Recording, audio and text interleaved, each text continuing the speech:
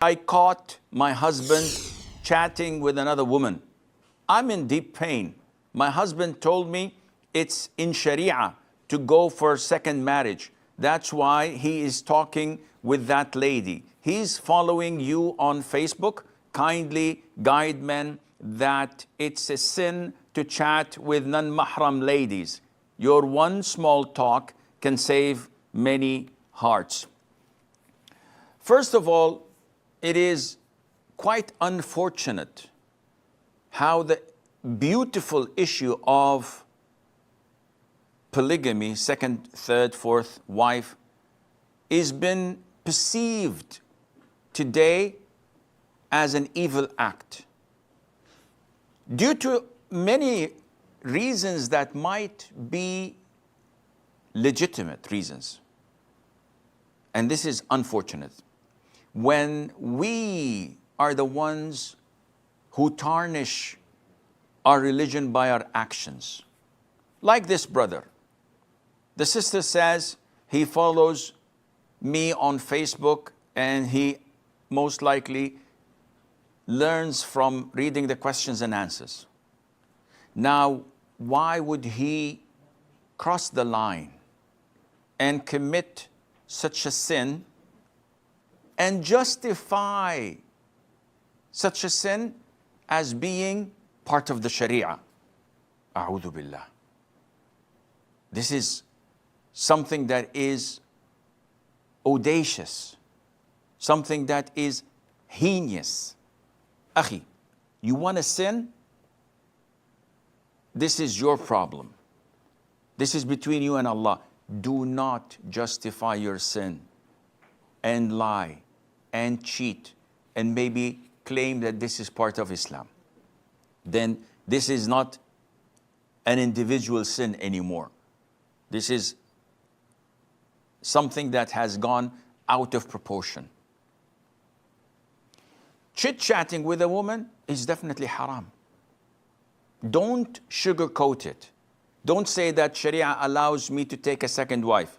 Yes, Sharia does allow you to take a second wife, but it doesn't permit you to date women for that reason.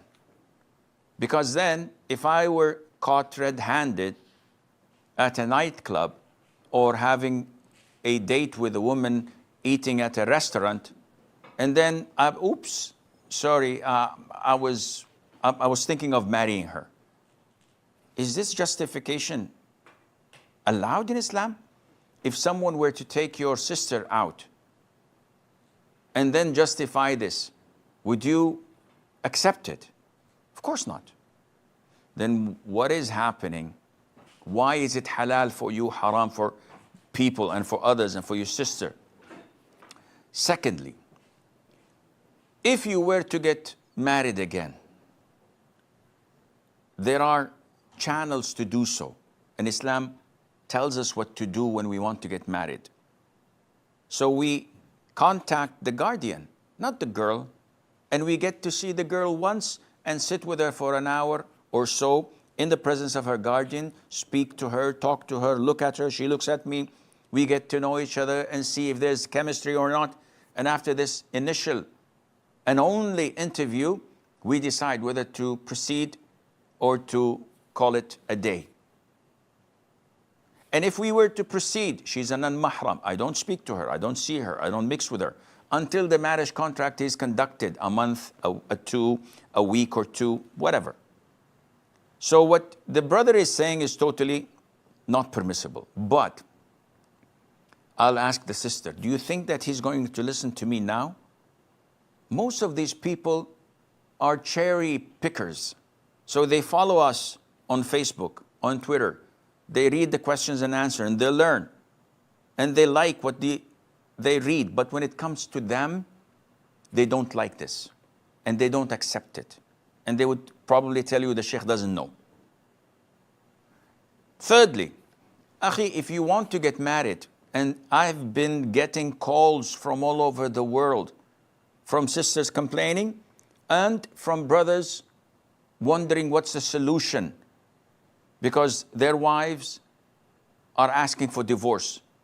So I asked, what did you do? He said, nothing, Sheikh. I just wanted to share with her my desire to get married again, but I'm not getting married. It's just an idea that I had. And I've been doing this for 3 years now with her, and she's now frustrated and she's asking for khulur. She can't take it anymore. Subhanallah. Are you nuts? Why would you talk to your wife about something you want to do before doing it?